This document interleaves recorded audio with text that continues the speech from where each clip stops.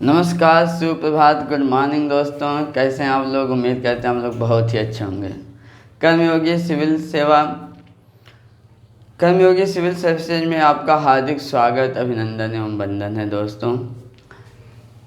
Daily के current affair के editorial discussion में, टॉपिक वाइज डिटेल डिस्कशन में आज हम शुरू करते हैं। इससे पहले कि हम टॉपिक पे जाएं, अगर आप चैनल को सब्सक्राइब नहीं किए हो तो सब्सक्राइब कर दीजिए, बेल आइकन दबा दीजिए, लाइक कर दीजिए और अपने दोस्तों में शेयर कर दीजिए। दोस्तों, आपके लिए, आपकी बेहतर परीक्षा की तैयारी के लिए हम बहुत ही मेहनत से तैयारी करते हैं।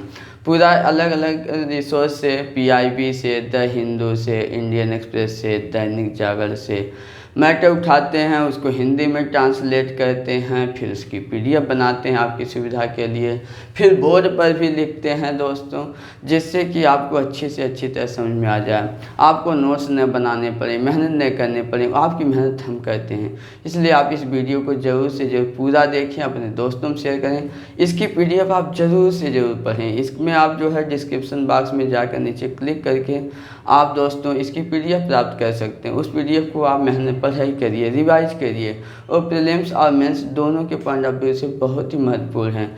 आप प्रीलिम्स में कुछ फैक्ट छोटे छोटे जो छूट जाते हैं, वो हमारे मित्र दोस्त इस टीम के सदस्य आशु जी जो है उसको आपको पढ़ाते हैं, तैयारी करवाते हैं। बिल्कुल ऐसे हम लोग प्रीवियस ईयर के सवालों को देखते हैं तो उसको बताते हैं। दोस्तों, आप ज़रूर से ज़रूर पढ़िए हर एक एक पॉइंट को। इसमें कोई भी ऐसी फालतू चीज़ें नहीं लिखते हैं। जितना ज़रूरत होती है उतना ही आपके नोट्स में भी, पीडीएफ में भी मिलेगा, यहाँ पर भी मिलेगा। तो चलिए समय नष्ट न करते हुए हम शुरू करते हैं दोस्तों। तो सबसे पहला टॉपिक है पास फेल प्रोजेक्ट। ये पास फेल प्रोजेक्ट क्या है दोस्तों? पास फेल प्रोजेक्ट जो है यह एक परियोजना है जो आकाश की सर्वेक्षण करने के लिए की गई है। यह जो है अंतर्राष्ट्रीय सहयोग के माध्यम से जो है आकाशीय पर्यवेक्षण की परियोजना है। इसमें क्या किया जाएगा? इसमें अध्ययन किया जाए प्रकाश ध्रुव का अध्ययन किया जाएगा। तो मुद्दा आता है प्रकाश ध्रुव क्या है? प्रकाश ध्रुव दोस्तों प्रकाश के तरंगों का जो है वह दोलन है। दोलन मतलब वह किस तरह से मूव करते हैं, उनकी दिशाओं को बताता है ना, उनके मोमेंट है, इस तरह आप कर सकते हैं, वो किस दिशा में जाता है, उन्हीं का ये अध्ययन है प्रकाश ध्रुव। अब यह है, ये इससे फ़ायदा क्या होगा? इससे दिशाओं का पता चलेगा। क्रियाविधि कैसे इसको पता लगाया जाता है? तो ऑप्टिकल पोलराइजेशन जो होता है, ऑप्टिकल पोलरीमीटर एक ये इंस्ट्रूमेंट होता है, उसके माध्यम से किया जाता है, और इस तकनीक का नाम है पोलराइजेशन। जिसमें पोलराइजेशन जो होता है इन किरणों का, उसी का अध्ययन किया जाता है। अब जो है इससे महत्व क्या क्या होगा दोस्तों? इस जो प्रोजेक्ट है, इस प्रोजेक्ट का सबसे बड़ा महत्व होगा कि वो शुरुआती घटनाओं की, ब्रह्मांड के निर्माण के समय क्या शुरुआती घटनाएं रही होंगी, उसका अध्ययन करने में ये मददगार होगा। दूसरी बात है दोस्तों कि जब वहाँ पर इसमें जो है स्फीति होती है। स्फीति क्या है? जब यूनिवर्स का या तारों का, जब यूनिवर्स में तारों का जब स्फीतिकरण होता है, जब उनका संकुचन होता है दोस्तों, उस समय जो है गुरुत्वाकर्षण के कार्य जो है तरंगे गुरुत्वाकर्षण से परिवर्तित हो जाती हैं, बहुत ही ज़्यादा गुरुत्वाकर्षण उत्पन्न होता है। तो उस समय जो है इनका अध्ययन किया जा सकता है आसानी से, इस जो है इस प्रोजेक्ट के माध्यम से, या आप कह सकते हैं प्रकाश ध्रुव के माध्यम से।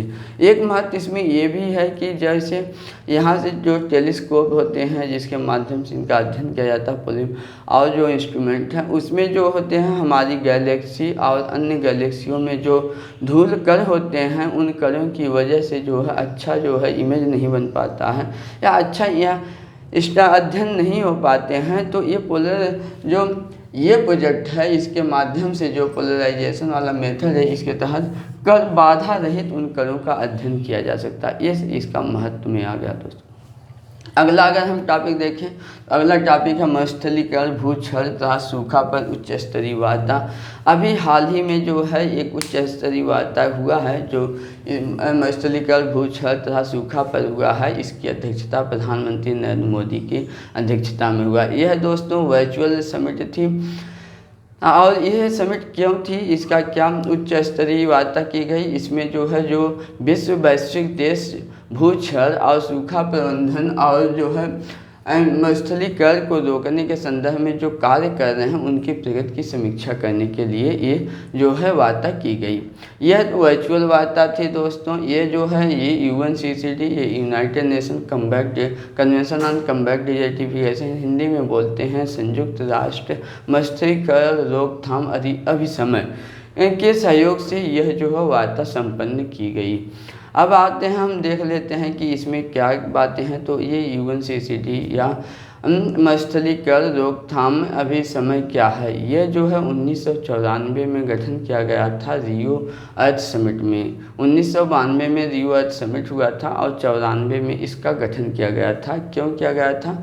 जिससे कि पर्यावरण की सुरक्षा की जा सके। किसके माध्यम से?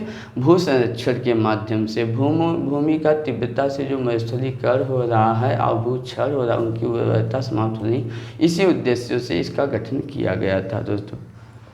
अब मुद्दा आता है, अगर इसमें भू क्षरण मत्स्यीकरण को रोकने और सूखा प्रिवेंशन सूखा को रोकने के लिए बात की गई थी, तो ये क्या है? तो इसमें एक शब्द आता है, इसमें स्वस्थ भूमि की आवश्यकता। स्वस्थ भूमि क्या है? स्वस्थ भूमि जो है, जो भी या तो मत्स्यीकरण हो चुकी हैं या उनकी उर्वरता नष्ट हो रही है, उनको रोकने के लिए या उनके संरक्षण के लिए स्वस्थ भूमि की आवश्यकता है। स्वस्थ भूमि का परिभाषा उसे बोलते हैं कि जिसमें जो है एक सामान्य वनस्पति का उत्पादन किया जा सके, उसे स्वस्थ भूमि कहते हैं। ठीक है, ये अब इसकी आवश्यकता क्यों है? जैसा कि आप जानते हैं कि मानव समाज की नींव ही खाद्य पदार्थों पर टिकी है, और ये खाद्य पदार्थ किस पर टिके हैं? भूमि की उर्वरता पे या उनके हेल्दीपन पे भूमि के टिके हुए हैं। दूसरा महत्व ये है कि ये जो है अभी भी पूरे विश्व सहित भारत में जो है भूखमरी और गरीबी की समस्या है। इनके निवारण में जो है स्वस्थ भूमि अति आवश्यक है। नेक्स्ट अगर देखा जाए दोस्तों, तो पर्यावरण की जो समस्याएं पैदा हो रही हैं, उनके भी मूल जड़ में कहीं न कहीं जो है भूमि की उर्वरता या भूमि का क्षरण ही है। ये हो गया इसमें। अब ये आओ देख लीजिए चुनौतियाँ क्या क्या हैं। अब जैसा कि पूरा विश्व में ये सब है, अब ये पूरे जंगल काट दिए जा रहे हैं, पूरे जंगल काटे गए हैं, विकास किया गया, तो इसमें चुनौतियाँ इसकी वजह से आज के डाटा में देखा जाए तो 50% जो कृषि भूमि है वो उसकी उर्वरता लगभग समाप्त हो चुकी है। अगर इसका प्रबंधन नहीं किया गया तो ये अनुमान लगाया जा रहा है कि सन 2050 तक 90% भूमि की उर्वरता ही समाप्त हो जाएगी। आप सोचिए उस समय क्या हालत होगी जब 90% भूमि उर्वरता समाप्त। इसका मतलब खाद्यान्न पे कितना संकट है, अगर लोग तो ऐसे ही भूखों मरने लगेंगे। तो सही बात है, अगर भूमि का प्रबंधन नहीं किया गया तो इससे जो है 40%, आज के समय में विश्व की 40% जनसंख्या प्रभावित है। सोचिए आने वाले दिनों में क्या होगा कि अगर भूमि का प्रबंधन नहीं किया गया, क्योंकि आधे से अधिक जो है कृषि भूमि जो है निम्न हो चुकी, निम्न उसकी उर्वरता खत्म हो चुकी है। दूसरी बातें और भी चीज़ें हैं कि अब क्या है, जैव विविधता ह्रास हो रहा है तेज़ी से, ये भी एक चुनौती। इसको कैसे रोका जाएगा? क्योंकि जैव विविधता और पर्यावरण जो है भूमि संरक्षण के लिए और भूमि के निम्नीकरण को रोकने के लिए सबसे महत्वपूर्ण ये पहलू हैं। क्योंकि जैसे जितना ज़्यादा अगर जैव विविधता होगी, इसका मतलब वहाँ पर उर्वरकता बढ़ेगी, या जो जीवाश्म बोलते हैं जीवाश्म बढ़ेंगे, ह्यूमस बढ़ेंगे, है ना दोस्तों। ये चीज़ें हैं। अब नेक्स्ट टॉपिक हम देखते हैं, अगला है UAPA जिसको बोलते हैं अनलॉफुल एक्टिविटी प्रिवेंशन एक्ट, या इसको हम बोल सकते हैं कि गैर गतिविधि रोकथाम अधिनियम 1967 का ये अधिनियम है, जिसको 2019 में जो है संशोधन कर दिया गया और इसमें कुछ ज़्यादा संशोधन किए। लेकिन आज जो न्यूज़ है वो संशोधन संबंधित नहीं है। ये न्यूज़ ये है कि अभी जो है दिल्ली हाई कोर्ट ने इसके जो है सेक्शन, इसकी जो धारा है 15, 16, 17, 18, ठीक ना, सॉरी 15, 17, 18 कि इस धारा के जो स्पष्ट कुछ उसके प्रावधान है उसको क्लियर किया है और इस पर कुछ मतलब कि विशिष्ट प्रतिबंध लगाए हैं, या एक तरह से कहिए उच्च मानक स्थापित किए हैं। मुद्दा क्या है, इसको हम थोड़ा सा बैकग्राउंड में चलते हैं कि हुआ यूँ कि जब CAA आया था, नागरिकता संशोधन अधिनियम, तो उसके विरोध में असम और दिल्ली सहित पूरे देश भर में जगह जगह विरोध हुए थे। दिल्ली में इसी बात को लेकर के विरोध हुआ था और उत्तर पूर्वी दिल्ली में जो है बाद में चल के दंगा भी हो गया था। तो उस दंगे के समय जो है कुछ लोगों को गिरफ्तार किया गया था, जिसमें जेएनयू की नताशा है न, और भी नताशा वन और भी कुछ लोग थे। इन लोगों को गिरफ्तार किया गया और ये कहा गया था कि ये लोग जो है बड़ी साजिश के हिस्से हैं, है ना। बड़ी साजिश के आधार पे जो है ऐसे कुछ लोगों को गिरफ्तार किया गया है। तो ये मुद्दा था। तो उन्हीं गिरफ्तार व्यक्तियों को जो है जमानत देते हुए दिल्ली हाई कोर्ट ने कुछ बातें कही। दिल्ली हाई कोर्ट ने क्या क्या बातें कही हैं? दिल्ली हाई कोर्ट ने कहा है कि उसने एक संदर्भ भी लिया है और उसने वो संदर्भ जो लिया है वो लिया है हितेश बिसलू ठाकुर मामला, ठीक है। हितेश बिसलू ठाकुर मामला में जो है सुप्रीम कोर्ट ने ये बात कही थी कि ये सुप्रीम कोर्ट का मामला है, उसी को आधार लेकर दिल्ली हाई कोर्ट ने बोला है कि आतंकवादी गतिविधियां क्या हैं, कि ऐसी कोई दोस्तों की निपटना आतंकवादी गतिविधियां ऐसी गतिविधियां होती हैं जिनसे निपटना सामान्य कानूनों से संभव नहीं होता है। उनके लिए स्पेशल कानून चाहिए होते हैं। उन्हें क्या बोला जाता है? उन्हें आतंकवादी गतिविधि कह सकते हैं। और ये भी हितेश ठाकुर मामले में जो है हितेश बिसलू ठाकुर मामले में सुप्रीम कोर्ट ने कहा था कि हर आतंकवादी तो अपराधी होता है, लेकिन हर अपराधी जो है आतंकवादी नहीं होता है, ठीक है। तो इसी बात को लेकर के दिल्ली हाई कोर्ट ने भी कहा है कि किसी व्यक्ति को शक के आधार पे जो है ये मतलब कि आतंकवादी गतिविधि को नहीं लगाया जा सकता है। और ऐसे भी अपराध जो पारंपरिक हैं या जिनको सीआरपीसी की धारा के तहत जो है सीआरपीसी के धारा के तहत लाया जा सकता है, ऐसे अपराधों के लिए किसी व्यक्ति को जो है मतलब कि आतंकवादी गतिविधि के लिए मतलब आतंकवादी कानून उनके ऊपर नहीं लगाया जा सकता है। दूसरी बात ये भी कहा कि आतंकवादी कानून की तुलना जो है राज्य में कानून एवं व्यवस्था को स्थापित करने में अगर कोई डिस्टर्बेंस आ रहा है और उसके लिए कोई जिम्मेदार व्यक्ति है, तो इसका मतलब ये नहीं कि वो व्यक्ति आतंकवादी हो गया। ये भी बात कहा है कि इसकी तुलना जो है इस सामान्य कानूनों से नहीं किया जा सकता है। तो इस तरह कुछ चीज़ें जो है इसने कहा, मतलब कि हाई कोर्ट ने कहा है। इसमें एक चीज़ और था कि जो इसका अन्य वो है, इसकी धारा 15 है। धारा 15 में इस बात को कहा गया है कि कोई भी व्यक्ति अगर वो कृत्य करता आतंकवादी कृत्य करता है तो उसको जो मेंशन किया गया है वो यूएपीए की धारा 15 में किया गया। अगर वही व्यक्ति धन का संग्रह करता है आतंकवादी गतिविधि को संपन्न करने के लिए, अगर वो धन इकट्ठा करता है तो वह जो है इसके सेक्शन 17 में। और अगर कोई व्यक्ति आतंकवादी गतिविधियों को संपन्न करने के लिए अगर वो जो है साजिश रचता है, प्रयास करता है, तो इस चीज़ों को सेक्शन या यूएपीए की धारा 18 में शामिल किया गया है। तो अगर ऐसे आधार पे अगर ये किया गया है तो इसमें स्पष्टता, हाई कोर्ट ने ये भी कहा कि इसकी स्पष्टता होनी चाहिए और ये क्लियर होना चाहिए कि वह व्यक्ति किस प्रकार से धन का उपयोग आतंकवादी गतिविधि में करेगा या कर रहा है, या साजिश कर रहा है तो किस आधार पे कर रहा है, उसका परिणाम क्या है। ऐसा तो नहीं है कि वो बस ऐसे कर रहा है किसी छोटे घटना को अंजाम देने के लिए वो उसको आतंकवादी कहा जाए, है ना, या वो किसी बदले की अपने पर्सनल बदले की भावना से कर रहा। तो इस बातों के कहा है।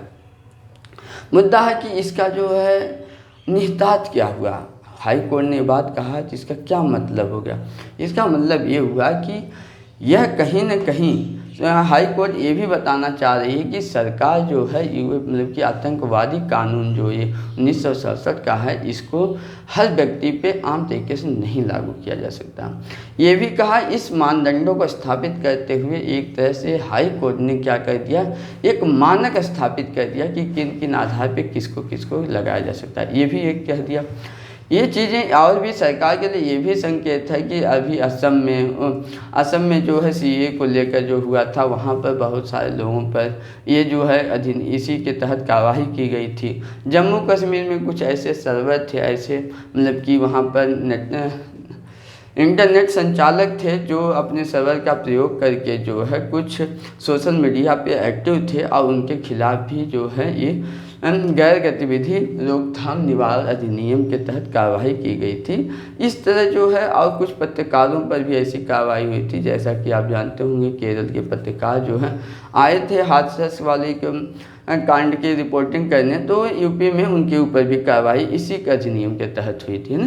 तो ये जो है हाई कोर्ट एक तरह से सरकार को ये भी संकेत दिया है कि जो इन मामलों में तीव्रता हो रही है, इन सब पे कोई जरूरी नहीं, आप आतंकवादी गतिविधि कानून को ही लगा दीजिए, है ना। तो ये सब हो गया इसके मतलब कि निहितार्थ, इसका मतलब हो गया। अगला है दोस्तों की ADMA मतलब आसियान डिफेंस मिनिस्ट्रियल मीटिंग, है ना, मतलब कि आसियान देशों के रक्षा मंत्रियों की बैठक। ये क्या है इसको जान लीजिए। आसियान तो समझ में आता है, इसको जो है AD मतलब प्लस भी बोलते हैं, आसियान देशों के रक्षा मंत्रियों की बैठक प्लस, या ADM प्लस भी बोलते हैं। प्लस में ये चीज़ें शामिल हो जाती है, आसियान के साथ साथ 8 अन्य देश भी शामिल हो जाते हैं। वो 8 अन्य देश कौन हैं? वो ऐसे देश हैं जो आसियान देशों के साथ उनका वार्ताकार भागीदार हैं ना, या डायलॉग पार्टनर हैं, वो 8 देश हैं। उन 8 देशों में कौन कौन से शामिल हैं दोस्तों? उनमें जो है ऑस्ट्रेलिया है, न्यूजीलैंड है, जापान है, दक्षिण कोरिया है, भारत, चीन, रूस और अमेरिका है।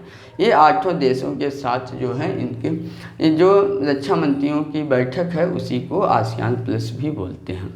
अब इन देशों को आसियान प्लस भी नाम देते हैं। अब इसमें मामला क्या है, ये क्यों? आपसी सहयोग और रक्षा क्षेत्र में सहयोग शांति को स्थापित करने के लिए और बढ़ाने के लिए इसका गठन किया गया था। कब इसकी गठन किया गया था? 2007 में सिंगापुर में जब आसियान की बैठक हुई थी, उसी समय जो है इसकी स्थापना की गई थी। सदस्य देश आप जानेंगे। इसका उद्देश्य क्या है? इसका उद्देश्य जो है आपसी संवाद और पारदर्शिता को बढ़ाना है, शांति स्थापित करना है। दूसरी सहयोग के क्षेत्र क्या क्या? सहयोग के क्षेत्र आपस में अगर शांति को बढ़ाना है और सहयोग और पारदर्शिता बढ़ाना है, तो इसका मतलब रक्षा है तो रक्षा क्षेत्र होगा दोस्तों। रक्षा का क्षेत्र समुद्र की सुरक्षा है, शांति स्थापित करना, आतंकवाद गतिविधियों के खिलाफ, बारूदी सुरंग, याद रखिएगा बारूदी सुरंग पर मानवीय सहायता भी इसमें शामिल है सहयोग के क्षेत्र में, आपदा में मानवीय सहायता, शांति, ये सब चीज़ें इसके अंतर्गत शामिल हैं। नेक्स्ट दोस्तों देखते हैं चेन्नई कन्याकुमारी औद्योगिक गलियारा।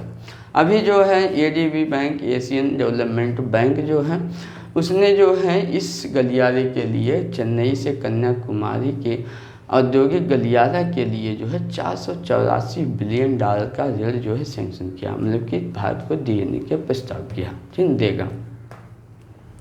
ठीक है, ये तो हो गया न्यूज। अब देखते हैं भाई ये क्या है। तो सबसे पहली बात, ये जो औद्योगिक गलियारा चेन्नई से कन्याकुमारी, ये पूर्वी तटीय गलियारे औद्योगिक गलियारे का एक भाग है। पूर्वी तटीय गलियारा औद्योगिक गलियारा क्या है? यह जो है पश्चिम बंगाल से चेन्नई तक मतलब कि कनेक्टिविटी को संपन्न करने के लिए ये पूर्वी तट औद्योगिक गलियारा है दोस्तों, ठीक है। हम जो है दूसरा शब्द आते हैं औद्योगिक गलियारा या इंडस्ट्रियल कॉरिडोर क्या होते हैं। औद्योगिक गलियारा जो है एक मल्टी मॉडल परिवहन सेवा है, या क्या है दोस्तों? एक शब्द में याद रखिए, मल्टी मॉडल परिवहन सेवा, ठीक है। ये आईमेंस में ऐसे छोटे छोटे टर्म अगर आप पढ़ाई करेंगे, तैयारी करेंगे ना, तो बहुत ही आपके मददगार होंगे और अच्छे नंबर मिलेंगे। ये क्या है? मल्टी मॉडल परिवहन सेवा। तो मल्टी मॉडल का क्या मतलब हुआ? मल्टी मॉडल का मतलब ये हुआ कि इस परिवहन में विभिन्न तरह के परिवहन सेवाएं शामिल हैं, जैसे कि रोड और सड़क के माध्यम से, ये भी आपस में मर्ज हैं। हवाई जहाज मतलब हवाई अड्डे तक भी इनकी कनेक्टिविटी है। दूसरी बंदरगाहों तक इनकी कनेक्टिविटी है। ऐसे क्षेत्रों तक जहां पर औद्योगिक क्षेत्र या विशिष्ट आर्थिक क्षेत्र हैं, SEZ जिसको बोलते हैं, वहाँ तक भी इनका है। कुछ ऐसे भी टाउनशिप हैं या रियल इस्टेट है, वहाँ तक हैं जहाँ पर ऐसे इन मतलब कि तकनीकी कुशल लोगों की आवश्यकता होती है। उनको पूरा करने के लिए जो क्षेत्र बनाए जाते हैं उसको नॉलेज पार्क बोलते हैं। तो नॉलेज पार्क तक इनकी कनेक्टिविटी होती है। उसके बाद लॉजिस्टिक पार्क, ऐसे जहाँ पर इन सुविधाओं को स्थापित किया जा सके, पूरा किया जा सके, उनको लॉजिस्टिक संभरल बोलते हैं। वो संभरल पार्क या लॉजिस्टिक पार्क तक होते हैं। तो इन सब आपस के बीच क्या होती है? इंटरकनेक्टेड व्यापक व्यवस्था होती है, जिससे क्या हो सके, औद्योगिक गतिविधि को तेजी से तीव्रता से आगे बढ़ाया जा सके दोस्तों, ये इसका उद्देश्य होता है औद्योगिक गलियारे का, है ना। अब इसका महत्व क्या होगा, जैसा कि इसके इन गतिविधियों से या इनके व्यापक परियोजना मतलब कि प्लान से ही आप समझ सकते हैं इसकी महत्व क्या होगा। कनेक्टिविटी आपस में व्यापक तरीके से बढ़ेगी, कनेक्टिविटी बढ़ेगी तो आपसी सामाजिक और आर्थिक विकास तेज़ी से होगा, समाज के बीच मूवमेंट होगा। जब एक कनेक्टिविटी इतना तीव्र होगी तो क्या होगा, वैल्यू चैन बढ़ेंगे, वैल्यू चैन मतलब कि जिसको मूल्य श्रृंखला बोलते हैं वो भी बढ़ेंगे, रोजगार बढ़ेंगे। तो ये सारे क्या हो गए दोस्तों, इसके फायदे हो गए हैं ये औद्योगिक गलियारा का। ये कुछ चीज़ें इसमें और भी चीज़ें समझ लीजिए दोस्तों कि अभी तक पूरे देश में औद्योगिक गतिविधियों को बढ़ावा देने के लिए 11 औद्योगिक गलियारों की शुरुआत की गई है। यार उस पर काम चल रहा, इन चीज़ों को याद कर लीजिए क्योंकि ऐसे सवाल अक्सर पूछते हैं पीसीएस में, आईएएस में, दोनों में पूछते रहते हैं। तो दोस्तों इसमें जो है औद्योगिक गलियारे 11 इसमें रिवाइज करा दें फटाफट आपको। दिल्ली मुंबई औद्योगिक गलियारा है, उसके बाद चेन्नई बेंगलुरु औद्योगिक गलियारा, कोयम्बटूर से कोच्चि तक की औद्योगिक गलियारा, अमृतसर से कोलकाता तक की औद्योगिक गलियारा, हैदराबाद नागपुर औद्योगिक गलियारा, हैदराबाद वारंगल औद्योगिक गलियारा, हैदराबाद बेंगलुरु औद्योगिक गलियारा, बेंगलुरु और मुंबई औद्योगिक गलियारा, पूर्वी तट आर्थिक गलियारा जिसमें बीजक चेन्नई औद्योगिक गलियारा भी शामिल है दोस्तों, उड़ीसा आर्थिक गलियारा और दिल्ली नागपुर औद्योगिक गलियारा। ये 11 गलियारे पर काम चल रहा है। इन गलियारों वाले प्रोजेक्ट को कौन शुरू करे, मतलब कौन कार्यान्वित करेगा, इसके लिए एक संस्था गठित की गई है, राष्ट्रीय औद्योगिक गलियारा विकास और कार्यान्वयन ट्रस्ट, NICDIT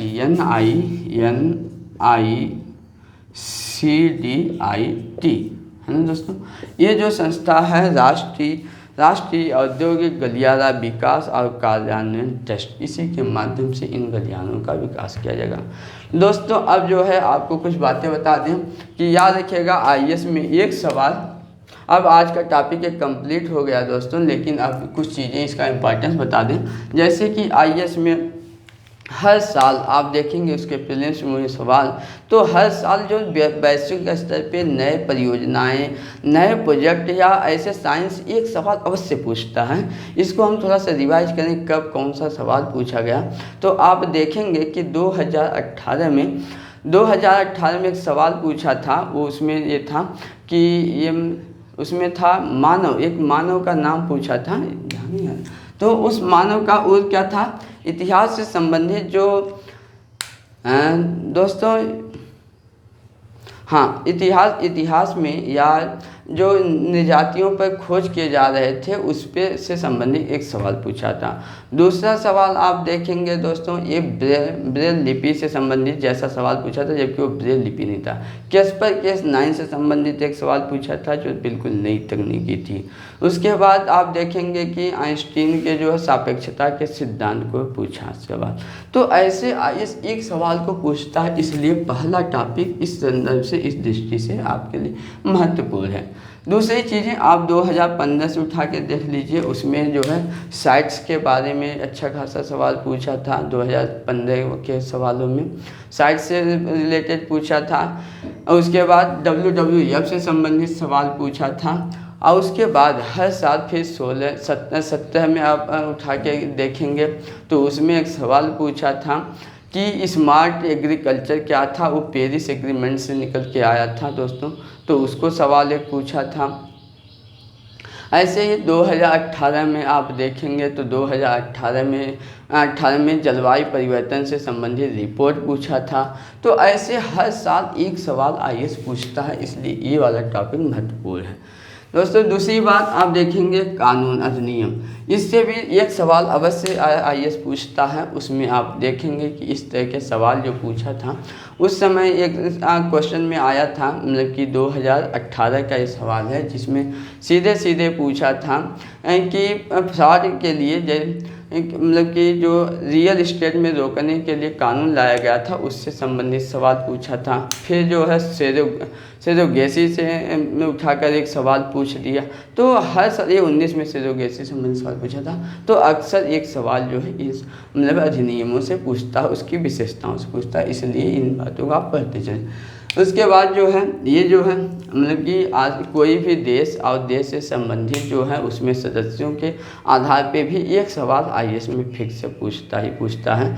जैसे ये जो है 2015 में एक सवाल पूछा था गल्फ ऑर्गेनाइजेशन संगठन में कौन कौन से देश आते हैं, है ना। तो इससे संबंधित सवाल पूछा था। उसके बाद जो है ये इंडो पैसिफिक वाले क्षेत्र में पूछा था। ये 2017 में एक सवाल पूछा था। उसमें क्या था पूछा था, इंडो पैसिफिक ट्रेड, हाँ, इससे संबंधित सवाल पूछा था। एक सवाल अक्सर यही से पूछता रहता है। औद्योगिक गलियारों से ऐसे भी इससे मतलब कि आ जाता है, ये मेंस में खास कराएगा। तो ये रहा दोस्तों आज का हमारा टॉपिक, हम इनको इंटरलिंक भी कराते चले हैं। आप मेहनत से दोस्तों पढ़ाई करिए और इस PDF जरूर डाउनलोड कर लीजिए। रिवाइज करने के लिए उसको प्रिंट आउट निकाल लिया करिए या खुद सॉफ्ट कॉपी में लेकर पढ़ सकते हैं। और ठीक है दोस्तों, आप चैनल को सब्सक्राइब कर दीजिए, लाइक करिएगा, दोस्तों को भी ज़्यादा शेयर करिए। धन्यवाद।